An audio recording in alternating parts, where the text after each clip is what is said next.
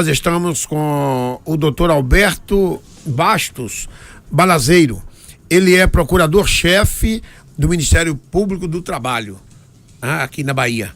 E está aqui conosco, acompanhado também do doutor Luiz Carlos Gomes Carneiro Filho, procurador do Trabalho. Eleito para o próximo biênio. Eleito para o próximo biênio, né? Para a chefia? É. Que ótimo, né? Graças a Deus. Obrigado. Então, nós que vamos ter a felicidade de ganhar uma sede nova aqui em Santo Antônio de Jesus. Doutor Alberto, boa tarde. Boa tarde, Lelis. É uma satisfação estar aqui na Andaiá, mais uma vez, falar com a Andaiá, os amigos da Andaiá. A nossa sede aqui vai ser inaugurada amanhã, às 5 horas. Representa para a comunidade de Santo Antônio de Jesus e todos os 45 municípios do entorno uma chance de um acesso melhor ao Ministério Público do Trabalho, mais denúncias, mais atuação, mais força no combate à irregularidade trabalhistas. Muito bem. E diga-se de passagem, o Ministério, a sede é de um lugar privilegiado, né? Bem central aqui na cidade. Esse local, né, doutor Alberto? Doutor Carneiro, Luiz Carlos Carneiro. Boa tarde. Boa tarde, Lelis. Boa tarde aos ouvintes da Andaiá. É um prazer estar aqui mais uma vez no Andaiá Urgente. A nova sede do MPT ela proporciona um maior conforto, não só aos servidores, aos procuradores, mas também à própria sociedade de Santo Antônio de Jesus. Uma cidade que eu tenho um carinho especial porque hoje eu oficio lá em Salvador, mas no começo da minha carreira eu oficiei aqui em Santo Antônio por quase 3 anos. E depois de 10 anos da inauguração do Ministério Público do Trabalho em Santo Antônio de Jesus, lá em 2007 e hoje 2017, depois de 10 anos, nós temos uma sede própria, uma sede que vai proporcionar, sim, uma possibilidade de entregar melhor o nosso serviço, de realizar melhor a nossa missão constitucional aqui na cidade de Santo Antônio de Jesus e, como muito bem pontuou o doutor Alberto Balazeiro, no entorno, porque a PTM de Santo Antônio de Jesus, ela abrange 45 municípios fora a cidade central, que é Santo Antônio. Então é um prazer e amanhã será um dia festivo, um dia de muito orgulho para todos nós e espero que a sociedade de Santo Antônio de Jesus receba muito bem e ainda melhor o MPT aqui. Muito bem. Doutor Alberto, o que muda com a reforma trabalhista no Ministério Público do Trabalho? a legislação mudou muito. É inegável que a reforma ela traz um outro viés à relação do trabalho no Brasil. Mas o que, no nosso sentido, o Ministério Público, o que muda para a gente é uma obrigação de maior proteção. Porque com a reforma há práticas e há uma ideia social de que há uma maior permissividade, quando em realidade a nossa interpretação é de que não há. Então o nosso trabalho, na verdade, com a reforma é aumentar a fiscalização. Nós ganhamos com a reforma mais trabalho. Mais trabalho.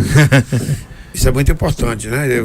Dia 12 de novembro. Mais trabalho significa que está indo tudo bem, né? Sim, com certeza. Muito trabalho, está indo tudo bem. O que o Ministério Público do Trabalho pode fazer em relação à fabricação de fogos aqui em nossa região, né? Porque, principalmente depois daquele acidente de fogos que teve aqui, muito grande aqui em nossa região.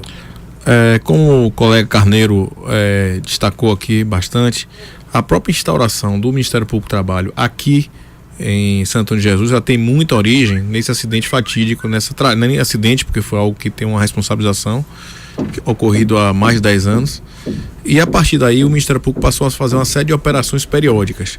A questão da fiscalização, ela passa muito pela nossa parceria com o Exército Brasileiro, que tem um controle sobre esse tipo de material à venda, e recentemente nós tivemos até com o General Moura, que hoje é o comandante do Nordeste, à época era comandante da 6ª Região Militar, e pactuamos uma parceria que tem funcionado. A dificuldade atual nossa é que o padrão mudou um pouco da época do acidente. A gente tinha um padrão voltado para grandes fábricas, hoje a gente tem um padrão de fabricação caseira. Então encerra alguma dificuldade na fiscalização.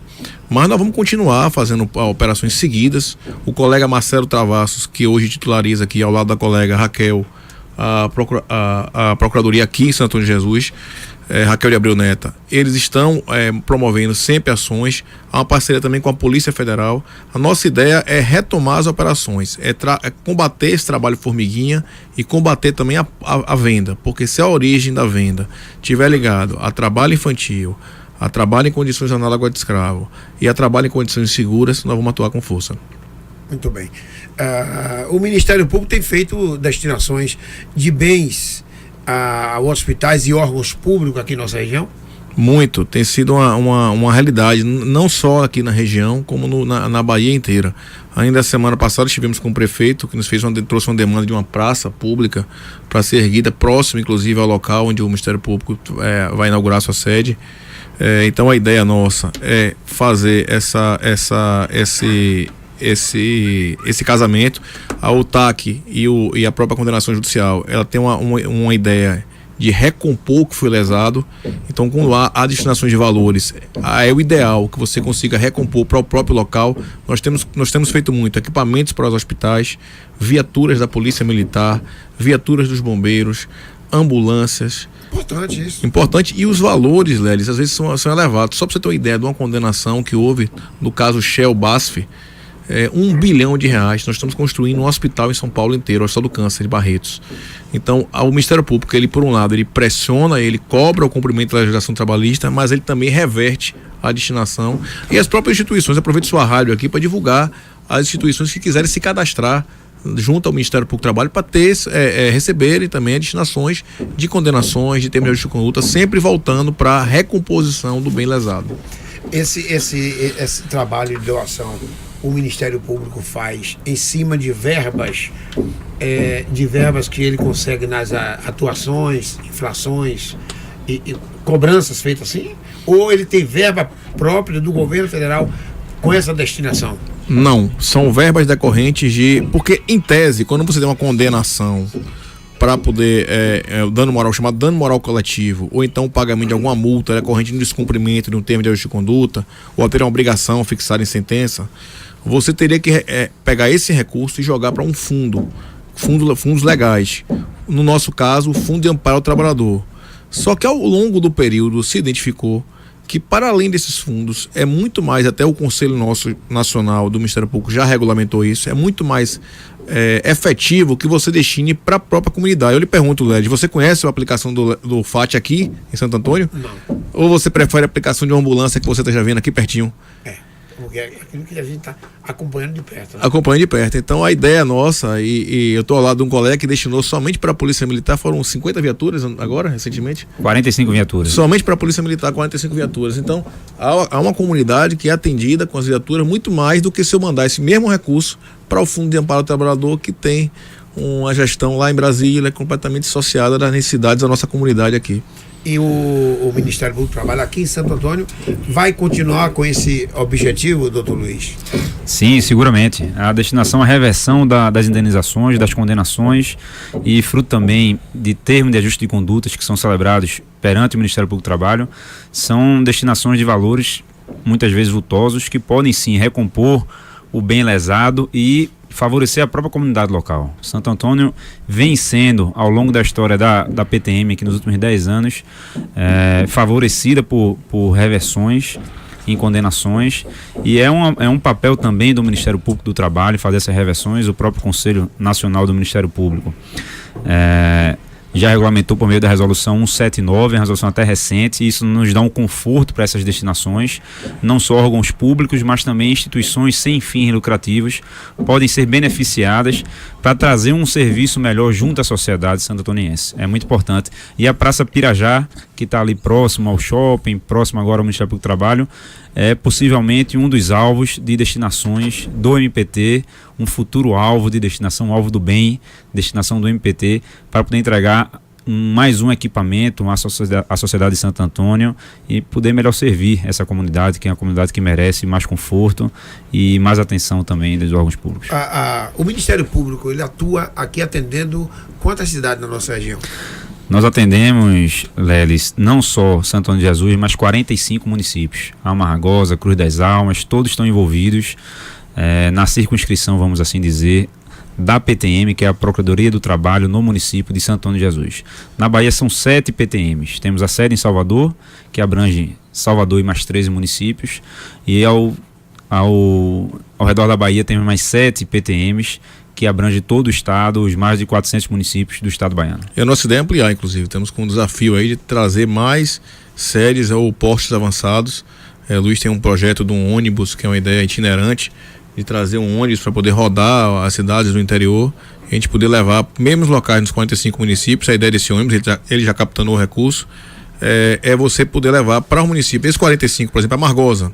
A gente podia levar um ônibus a Margosa e passar uma semana recebendo denúncias, esclarecendo a comunidade, promovendo mediações, enfim, todas as funções do Ministério Público bem pertinho da comunidade.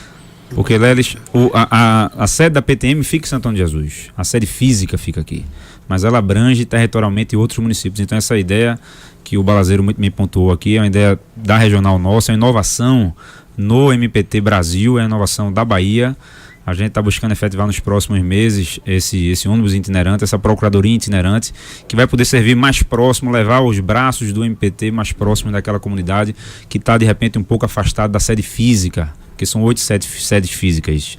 A PTM, Santo Antônio de Jesus, temos em Barreiras, em Eunápolis, em Itabuna, em Conquista, em Feira de Santana, em Juazeiro e também a sede em Salvador. 8 sedes aqui na Bahia. Na Bahia. Na Bahia. Bom, Desde já lhe convido para uma boa convite, acompanhar esse ônibus com a gente aí. tá certo. E muita coisa interessante a gente descobre. A questão mesmo do trabalho escravo, a gente tem uma ideia de que acontece apenas tão longe da gente, tão longe do nosso dia a dia, né? E eu já tive uma experiência com o Luiz em uma operação de trabalho escravo urbano em Salvador. Então, uma operação dessa, acompanhar. Recentemente eu acompanhei uma fábrica clandestina de bebida em Salvador. Isso. São coisas que surpreendem a gente, né? E em relação à sede nova aqui, Lelis, ela traz o conforto sem luxo, porque a gente entende que órgão público não é lugar de luxo, é lugar de conforto, de instalações funcionais.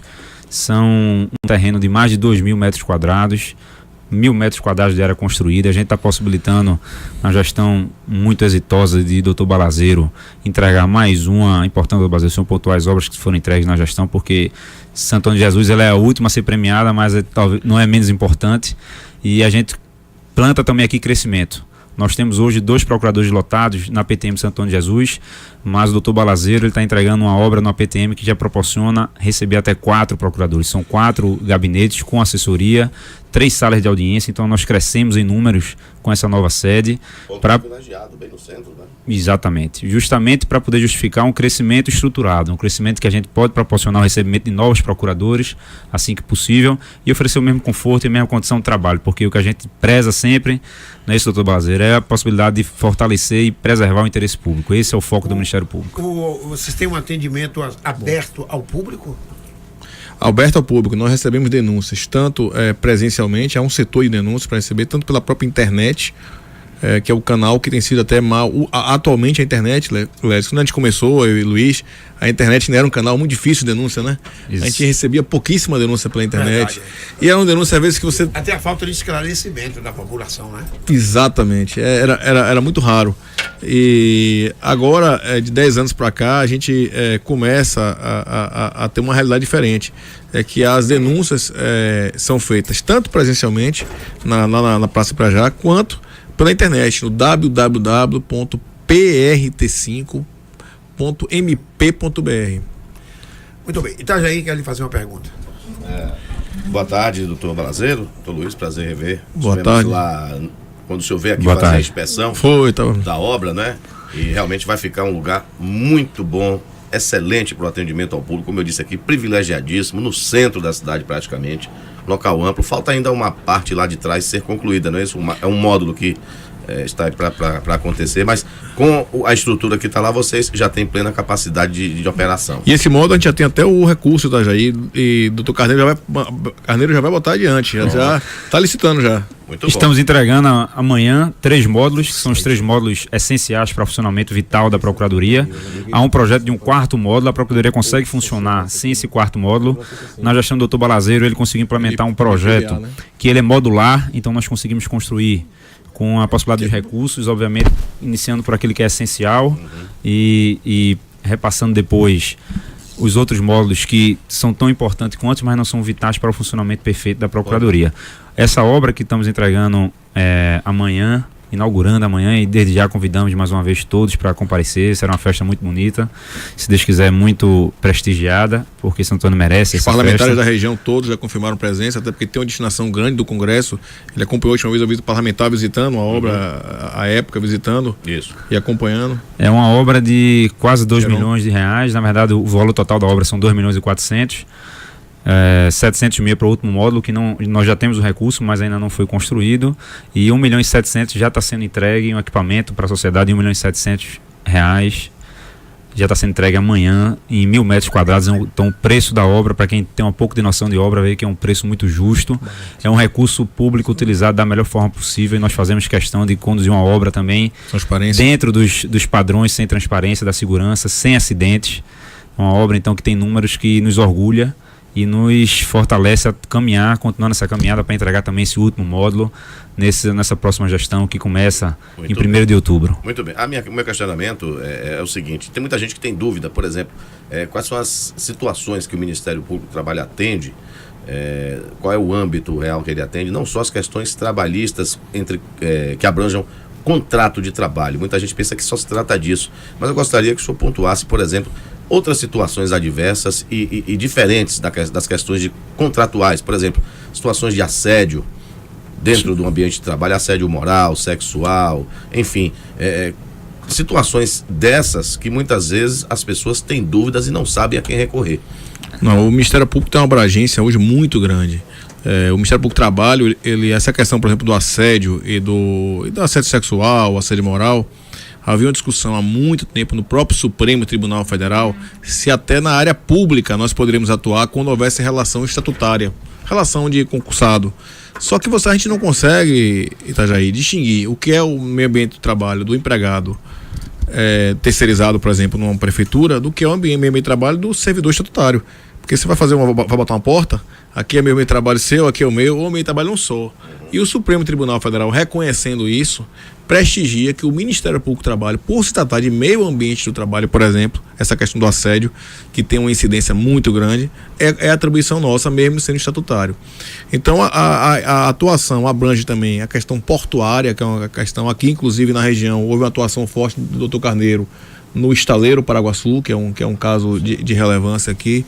Afora isso, todos os temas que de alguma forma, mesmo que não diretamente, você colocou muito bem, não é só uma questão, o Ministério Público do Trabalho não é o Ministério Público do Emprego, nem do emprego, nem da relação da CLT, é o Ministério Público do Trabalho. Tudo que tiver relação com o trabalho tem atribuição nossa. Eu lembro de um caso que eu atuei em Barreiras, me lembro que esse caso é um caso que me deixou bem assim impressionado, porque é o ponto que você toca. Quem conhece bem Barreiras, tem uma fábrica em Luiz Eduardo Magalhães, na entrada, que produz enxofre. E ali a gente conseguiu modificar aquela fábrica, uma ação grande, que recentemente foi feito um acordo. Qual foi o fundamento? É que a fábrica prejudicava a comunidade, a fábrica não prejudicava os trabalhadores. O enxofre, quando ele corre em cidade, ele não corre. A casa de Itajaí é trabalhador, aí ele chega até a casa de Itajaí. A casa de Léris, ele corre na casa de todo mundo. Então a gente conseguiu fazer uma forma do enxofre parar para a comunidade inteira. Então, ainda que reflexamente, que atinja o dia de trabalho, interessa pra gente. E temos atuação efetiva. A gente tem um poder judiciário que ele é rápido. Podem ter queixas, concordando ou discordando no trabalho, mas é o poder judiciário mais rápido do Brasil. É um poder que você sabe o início, o meio, o fim de uma ação. Isso é algo importante. A ação civil pública trabalhista é a ação civil pública mais efetiva, eu posso dizer isso, com conhecimento de causa e com apoio de colegas dos outros ministérios públicos. Então a gente tem uma ação que é uma ferramenta fortíssima, é um canhão. A gente precisa fazer o foco para não usar o canhão no local indevido, muito menos deixar o grande passar incólume. A ideia nossa é combater. Claro que combater passa por orientar, passa por explicar. Não é a punição. Não é a punição em si. Não existe Ministério Público que queira, tem inclusive prazer em punir. O contrário, o prazer nosso é quando a gente chega no local e encontra tudo regular. Eu vou lhe fazer uma exortação aqui à segurança do trabalho no seguinte sentido. A gente fez uma sede em Salvador, um investimento de 16 milhões, mais de 20 mil metros. A gente fez entregou em março. Feira de Santana, entregue há 1 ano. Eunápolis há 3 anos. E Barreiras em dezembro. Itabuna em abril. Eu não registrei uma sem trabalho. É possível fazer obra sem trabalho. Claro. E aqui na região, Itajaí e Lélis, o MPT ele atua fortemente não só na questão dos fogos, que foi aqui muito bem ventilada, a questão da pulverização é um complicador para a investigação, mas nós temos um combate atuante em relação a isso. Eu, particularmente, quando aqui oficiei, lá nos anos 2010, até 2013, tive uma atuação em relação à temática fogos de artifício, essa capilarização que dificulta bastante a atuação, que envolve o trabalho infantil, que envolve segurança do trabalho. É uma atuação fortíssima do MPT aqui em Santo Antônio de Jesus, na região, e também na região de Muniz Ferreira, que teve um deslocamento da produção de Santo Antônio para Muniz Ferreira. Aquelas grandes empresas que vieram na época do condomínio Fênix se dissolveram, e isso foi pulverizado na sociedade por meio das famílias. E nós combatemos fortemente isso. Os colegas que aqui estão, os procuradores, doutor Marcelo e doutora Raquel, dão continuidade a esse trabalho. Mas fora isso, nós temos também a questão do comércio. Aqui é muito forte o comércio aqui em Santo Antônio de Jesus, ele centraliza inclusive o comércio da região, do entorno, e a questão das indústrias também. Então esses setores eu destacarei aqui como a atuação mais importante, mais relevante do MPT na região, na PTM de Santo Antônio de Jesus. Muitas das vezes tem um comércio, uma indústria, e que o trabalho noturno incomoda, às vezes, vizinhos, né? E que traz até, às vezes, problemas de saúde. Eu lhe pergunto, o Ministério pode ser denunciado ao Ministério Público? Sim, o Ministério Público do Trabalho está aberto a essas denúncias. O trabalho noturno ele é permitido constitucionalmente, mas ele é regulamentado, ele tem limites. E a questão do ruído, existe legislação municipal também que disciplina essa matéria. Agora, o próprio trabalhador, que também é vítima do ruído, achei que ele pergunta, ele também é um trabalhador, né? Que está sendo prejudicado e não consegue dormir. Correto. Então, mais um caso em que a atuação da gente ela é mais ampla, né? Mais ampla. Então, há sim essa possibilidade de atuação, é um leque de atuação nosso.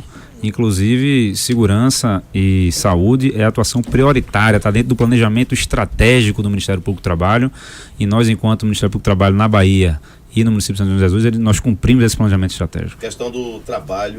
Fala aqui. Opa, desculpa. A questão do trabalho de menores, né? Aqui em nossa região, tem muita gente que quer trabalhar, mas fica impedido porque às vezes a empresa não conhece quais são os trâmites para contratação, ou às vezes a empresa tem medo de ser flagrada com um menor trabalhando, muitas vezes até com tudo acertado, toda a documentação pertinente, tudo certinho, mas fica sempre aquela pulga atrás da orelha, eu posso ser autuado ou não posso. Como é que vocês, agora com a sede instaurada aqui, instalada em Santo Antônio de Jesus, pretendem também atuar nesse âmbito? O trabalho infantil ele é uma das atuações prioritárias também do Ministério Público do Trabalho. Nós temos 8 coordenadorias nacionais. Uma delas é justamente a Corda Infância, que trata sobre o trabalho infantil. Lembrando que lugar de criança na escola, não é trabalhando. Então, a legislação brasileira, desde a Constituição Federal até a consolidação da Lei de Trabalho, ela só permite o trabalho a partir dos 16 anos, salvo na condição de aprendiz a partir dos 14 anos. E a aprendizagem é algo que tem que ser reforçado, porque há uma ideia de que o Ministério Público do Trabalho apenas proíbe sem dar uma alternativa. Existe alternativa para quem quer aprender, que é a aprendizagem. É um trabalho que ele tem um benefício para todos, né? E tem benefício para todos, a questão remuneratória. E é regrado, tem um regramento, não é só dizer, fulaninho ali é aprendiz. Não, existe um regramento para isso. Você tem que se enquadrar nesse regramento para poder proporcionar justamente a aprendizagem. O aprendizado não é se você se valer daquela mão de obra, absorver aquele capital ali, aquela mão de obra e simular um aprendizado. Existe uma regra para o aprendizado. É importantíssimo, é uma função social da empresa, inclusive o aprendizado, mas ela tem que ser cumprida como tem que ser. O cidadão ali que ainda está em formação, ele está para aprender também, não está só para servir. A partir de 14 anos, a empresa tem que ter uma intermediação. É uma coisa que não é difícil, ao contrário do que se imagina. Existem inúmeras empresas intermediadoras hoje para aprendizagem, é fácil fazer. Eu acho que é muito mais fácil você conduzir a aprendizagem do que você contratar alguém regularmente com um risco de um problema que é enorme, né? Que a conta chega, né? A conta da irregularidade a gente está vendo aí cada vez mais. Essa conta ela é inevitável, ela chega. E tem um detalhe nesse contexto todo aí, tem empresários que pensam que para ele é mais vantagem contratar, digamos assim, só estagiários em sua maioria para a empresa. É outro engano. Existe um percentual que ele tem que cumprir, né, legalmente, mas ele não pode focar a sua mão de obra através desse pensamento de que estagiário apenas, ele pode contratar apenas estagiários porque é mais barato, não tem um vínculo mais longevo com a empresa, digamos assim, mas é um ledo engano. É um ledo engano por dois aspectos. Primeiro, porque o objetivo do estágio e da aprendizagem, todos dois em fases diferentes, é você capacitar a mão de obra para você mesmo, na maioria dos casos. Você tem um estagiário bom, você contrata ele como seu empregado posteriormente. Você tem um aprendiz bom. A gente tem um caso, inclusive, aqui que é até amigo de Luiz Carneiro, amigo da Bahia, o ministro Cláudio Brandão, do Tribunal Superior do Trabalho, foi aprendiz do Banco do Brasil. Quer dizer, ele foi aprendiz do Banco do Brasil, foi empregado do Banco do Brasil, foi escriturário e hoje é ministro do Tribunal Superior. O que não pode é você ter uma empresa, como a gente pega, eu e Luiz, a gente encontra às vezes, uma empresa que só tem estagiário, por exemplo. Aí você vai ver qual é o curso que ele faz para poder ver a correspondência, qual é a instituição intermediadora, não existe. Então, na verdade, você está usando o estágio para mascarar um vínculo de emprego. E como o Carneiro, com muita felicidade, colocou, a conta chega, porque a pessoa vai ao cheio de trabalho, reclama, e tudo que ela deixou de ganhar ao longo do vínculo, ela reclama ao final. Então, além do que, você não forma mão de obra. Nossa economia, a gente sabe que as irregularidades trabalhistas e também de todas as áreas, elas se acentuam em momentos de crise, mas no momento em que há um retorno ao ciclo econômico, aqui vocês podem verificar, aqui na própria região, nós vimos aqui isso aqui, Carneiro me contava isso no Diário Oficial aqui, você não achar mão de obra. Você não achava, o próprio estaleiro, que hoje está uma situação muito difícil, à época ele não achava mão de obra, tanto que tinha um absurdo de hora extra, né? Absurdo, a jornada lá chegava a 18 horas por dia. Ele não achava mão de obra, por quê? Porque ele não teve estagiário, porque ele não teve um aprendiz, ele não formou ninguém. Ele quer pegar uma pessoa pronta, e as pessoas prontas, a pessoa sair de Salvador, sair de outra cidade para poder vir, tem que ter algum interesse na região, né? Agora, doutor, antigamente, uma oficina mecânica, por exemplo, né? Você chega na oficina mecânica, tem lá o mecânico, tem o chapista e tem o pintor que faz o trabalho no carro. Entendi. Aí hoje você chega numa oficina dessa, eles não têm um auxiliar. Aquele menino que entra com 13, 14 anos, começa a trabalhar naquela profissão e quando chega aos seus 18, 20 anos, ele já é um profissional. E hoje está tendo essa dificuldade, eles alegam que tem dificuldade porque não pode colocar com medo do Ministério Público do Trabalho. Na verdade, Lelis, você tocou até num assunto importante. A oficina mecânica é um dos exemplos. Existe uma lista internacional, inclusive, que o Brasil é signatário. Lava Jato é outra também, que dá muito problema. Essa lista, ela relaciona 100 atividades que não podem ser exercidas por pessoas com menos de 18 anos. Só para situar, trabalho infantil, não a gente situa, só para poder organizar aqui, a questão 14, a partir de 14 pode ser aprendiz. E trabalho efetivo é a partir de 16. Essa faixa entre 16 e 18 é que é a dúvida que você está perguntando. Porque abaixo de 16 nunca, só como aprendiz. Então, só pra exatamente, perfeito. Abaixo de 16 nunca, só aprendiz. A questão maior é que entre 16 e 18 tem algumas atividades que nem mesmo podem ser feitas. E essa lista, bem colocada por Carneiro, é uma lista internacional. É a lista TIP, né? A denominada lista TIP. São 100 atividades que não podem ser exercidas por pessoas menores de 18 anos. Então vamos lá. Doméstico. A partir de 14, aprendiz.